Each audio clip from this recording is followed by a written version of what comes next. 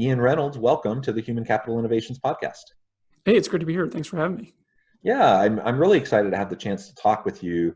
You have such an interesting background. I think it'll be really beneficial to the listeners today as we have a discussion surrounding the connection between individuals and their habits, how those lead into developing virtues, and how that connects back to people management in the workplace and having effective organizations. So that'll be our focus, our topic for today. As we get started, I want to share Ian's bio with all the listeners. Ian Reynolds is a partner and chief solutions architect at ZibTech, a software development firm focused on helping businesses of all sizes in the US solve their core problems with software. They empower entrepreneurs, growth companies, enterprises, and visionary firms to achieve greater profitability and efficiency, valuation, and ultimate success by building the right tools through customer software. Ian has spent the better part of his career in consulting and has served in a diverse set of industries such as finance, oil and gas, retail, power, field services, midstream energy, healthcare, pharmaceuticals, transactional finance, mergers and acquisitions, restructuring, e-commerce, retail, and software development. And that is quite the diverse set of industries as you move through your career. But Ian, it's truly a pleasure to be with you today. Thank you for joining us. Anything you would like to add by way of personal background as we dive on in today? I think that was certainly a mouthful in terms of the introduction. Thanks for that. Consulting gives you the opportunity to really see and do a lot of things, and broad base of my career has been sort of in a consulting sphere. So really get to see a lot of things, good and bad, and so that's great.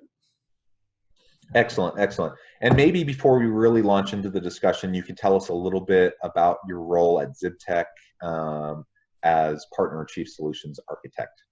Sure. So when a company comes to us with a problem that they need to solve, and they're not, they may not have the expertise in-house, they may not have an engineering team in-house, or if they do, it's not sort of the full gambit in terms of an engineering team. Maybe they have one or two engineers on the team.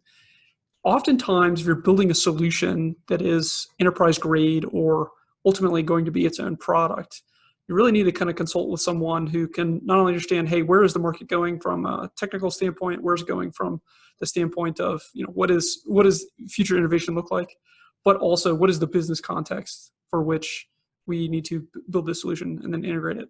So in layman's terms, my role is to really push back on some of the ideas that we get from clients and say, no, like focus on the core aspect of what you're trying to build, because fundamentally you're trying to solve one problem first for your customer, and then you're going to solve multiple problems by building a solution. So in a nutshell, I'm the guy who says no, but politely and helpfully. Well, good. It's good to learn to say no in a variety of ways in life. I think that's an effective skill to develop, and it's one I don't always exercise well. I like to say yes to people. I like to please people. I like to make people feel good, and sometimes that means I end up getting myself into situations or agreeing to take on additional projects or roles that probably I shouldn't to avoid getting overwhelmed or overworked. But it also, like you said, you're not doing anyone any favors if you go along with an idea that probably may not be fully developed, or perhaps they haven't thought through everything, or they haven't really seen how this can go to market, or so on and so forth, right? And so having that healthy level of pushback and playing devil's advocate and really helping people think through the nitty-gritty of all the different pieces of their ideas and what they're planning to do, that's really important, and that is the role of a consultant. So you do that in the tech space with software solutions.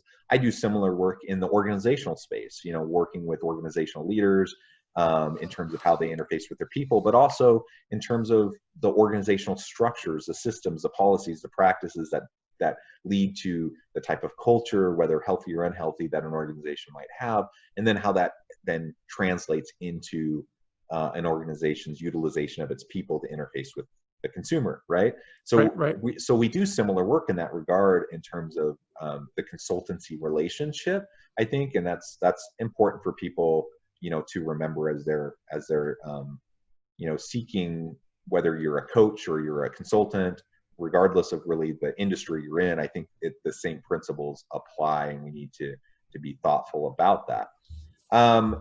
Now, as we start to move into the discussion about habits and yourself as taking a classical approach, a classical educational approach to people management, what do you mean by that? And then we can launch into habits and Sure. virtues.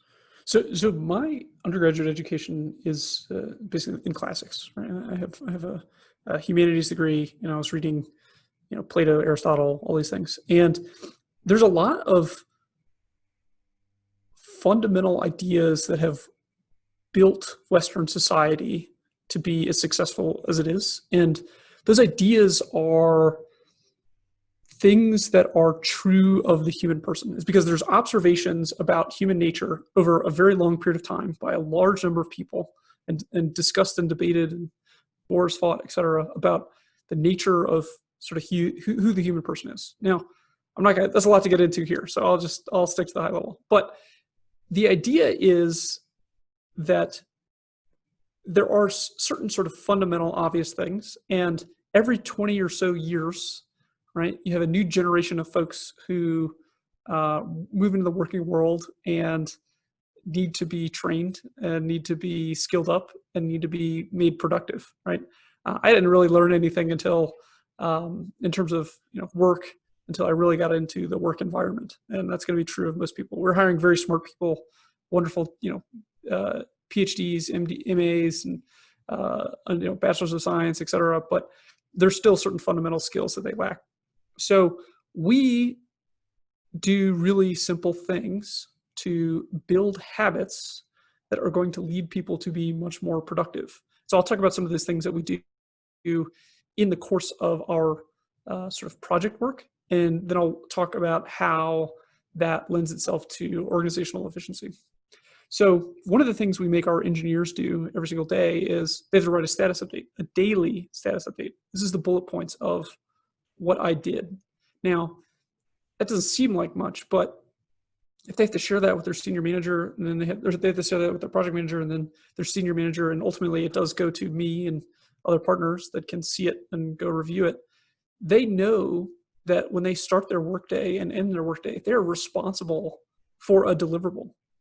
So what does it do to the person? Well, it makes them in the habit of, okay, I've got to plan my day so that I'm doing something productive. Because if I'm reporting every day that, hey, I didn't do anything today, I'm going to get in trouble. I'm going to get put into much harder work, and so we're building the habit of planning your workday. That's one thing. The next thing is we are encouraging and structuring the work that they do from the project management and project planning level, where they're doing the most difficult work that they need to do for the day in the morning. Okay, well, what does that do? Well, it means that the rest of the day can be used for fun activities or activities that are much more creative. But psychologically, they are removing any impediment to really kind of the creative work, right? And so we basically we say grandma's rule, grandma's rule, grandma's rule. Everyone has to do grandma's rule. You have to eat your vegetables before you can have your dessert. And so we structure intentionally our meetings and our sort of difficult components of sort of engineering work to occur first thing. Get it done, get it out of the way. And so I can go on, there's like 50 or so things like that. But broadly speaking, to build an engineering culture, we also have to build a people-focused culture where we're looking at what are the fundamental skills gaps that everyone has, and it's being, extremely productive. It's being open and honest about your communication in terms of the workload that you're undertaking. It is fighting these very natural human tendencies to not do bad things, but to avoid pain and seek pleasure activities, right? Like I'm gonna sneak into the conference room and um, watch some YouTube videos, pretend like I'm working, right? Like we are structuring things to really be a high performance engineering culture. I love that. It's a great overview, and I love the connection back to the classics. And you're absolutely right that a lot of this isn't rocket science, and in fact, we've lived for generations and generations, and wars have been won and have been fought and won and lost based around these types of these basic human tendencies and these basic types of attributes. So this isn't rocket science. It's not new. We've been facing these same issues over and over and over again in societies throughout the history of mankind, and they play out in organizations again and again, over and over again, in very similar and predictable ways. And so I like how you framed some of what you try to do in your organization to make it people-centric, to make it an accountability culture, to make sure that people recognize that they are reliant on each other and that they do need to perform, but also that you'll be there as an organization to support them and to help them to develop the necessary skills and abilities to be effective, right? That you're not just throwing them to the wolves, but you want them to succeed, but you're going to hold them accountable to that success as you support them. I think that's all so very vital, so important. So let's talk a little bit more about this idea that you raised, about building upon our habits, developing effective habits, and building them into virtues. What do you see as like the biggest important key virtues that you want to see in your workers in the workplace, and how do you start to build that into the culture and into the habit building, as you are framing it? Mm-hmm. So there is always a tendency for folks to be self-seeking, right? Like no matter what you do, right? You can speak of like Montesquieu's spirit of the laws, right? There's self-interest well understood, and then there's self-interest. Well, we want self-interest well understood. So for someone to be a team leader, one of the things that we do in every new set of recruits that we bring in when we're training people up is we say, it doesn't matter how old you are, doesn't matter how much experience you have, it doesn't matter what your background is.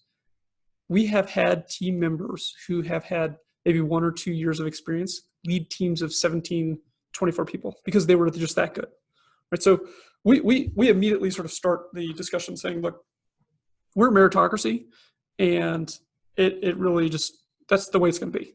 Now, we start there, and people say, okay, wow, great, right? So let me learn more. Then what we do is we go into, here are the characteristics of the people that are able to achieve those things. And here is what is needed of them. And we go through, 20 or so points, right? There's communication, there's honesty, there's dependability. If you're not dependable, that's probably one of the bigger ones, right? Folks who work at, even fast food restaurants are incredibly dependable. They show up on time. That's a habit, right? Showing up on time, and then it becomes a virtue. It's just, I'm going to be there when I say I'm going to be there. And we go through sort of 20 or so of these bullet points. And what we then do is we tell them, look, you're going to be graded. Your pay and your position is going to be graded by a set of people. It's not going to be graded by one person. We don't like the kind of one person determines your fate.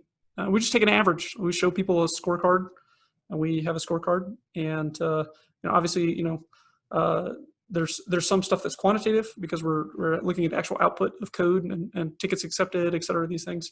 And then there's also some subjective things, but it balances out in terms of getting somebody a pretty rough score.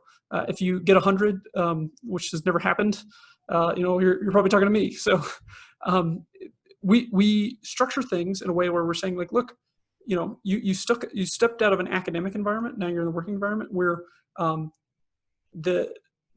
ability to regurgitate things is not as important as your ability to actually deploy solutions, and your ability to communicate, and your ability to be creative. And when we go into our reviews with those parties, we say, look, you're doing really well on these 5 or 6 points. Let's not worry about these 20 or so other items that you need to improve on. Let's pick 3. and let's work on these three, because you're probably the closest at getting these over. All right, so good. Next review. You've got those three things mastered. Great. Let's go to the next three. Let's go to the next three. Let's go to the next three. And by doing that, by taking small incremental steps at improving character skills and basically in-job skills, we have been able to take people that were maybe not even doing super well in their career, right? But we knew they had all this diverse experience. They just weren't put into a machine that turned the Play-Doh mold into the dinosaur shape. And we have been able to form people into leaders and form people into really productive engineers and team leads and project managers by just focusing on one skill at a time. And it's carrot and stick, like with anything. But if you're really focused on defining what those aspects of success look like, and then you're able to help the person really specifically say, here's what you need to do for that thing, you're going to be able to first get them to make it a habit. And then after it's a habit that is just second nature, they're scoring 5 on it every quarterly review, then it has become a virtue. And then you just move to the next thing. Yeah, and you focus on one thing at a time, like you said, because there's lots of research on how to develop habits, for example, and one of the first things that you want to avoid is trying to do everything. Yep. And it's like with New Year's resolutions. Most people fall off their New Year's resolutions within a few weeks because and it's fairly predictable, depending on a variety of characteristics of how you set up the goal and as you're trying to develop the habit. And it's not easy to develop habits. And you're talking about even going a step further and going from developing habits to moving those into building virtues.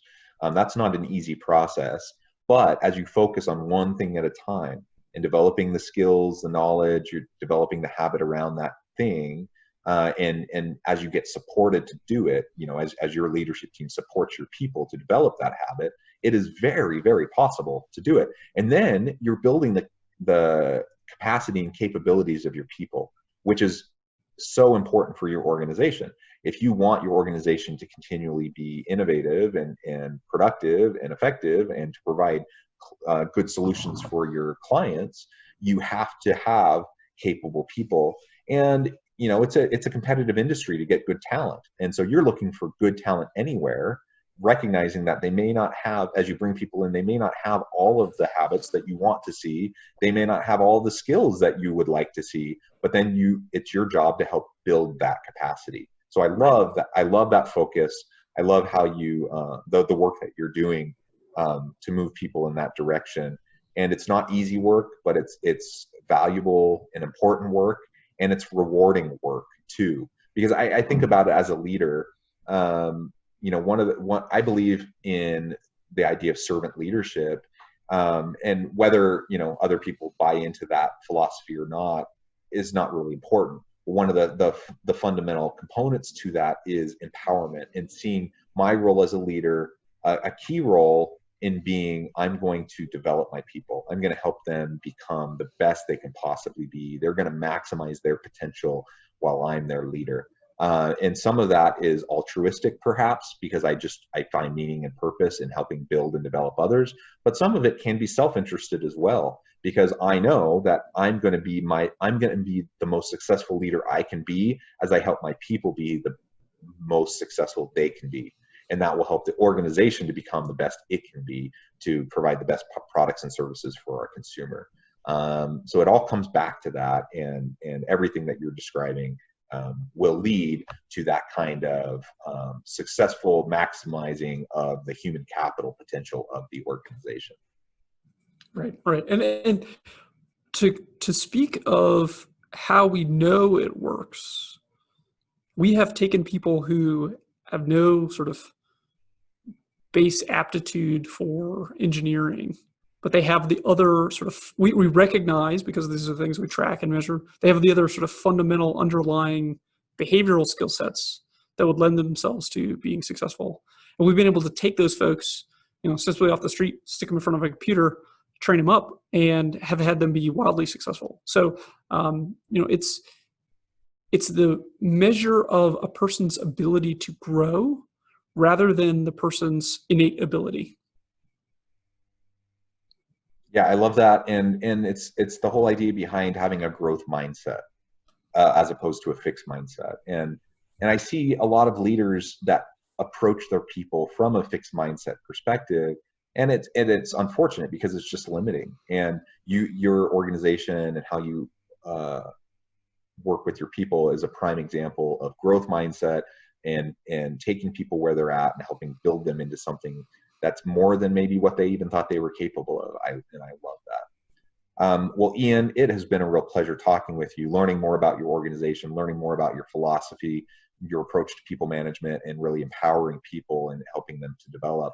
It's been a great, fun discussion today. Before we close, though, I want to give you a chance to share with the listeners how they can find out more about you, get connected, and learn more about your organization. Sure. So we're check out zibtek.com, zibtek.com.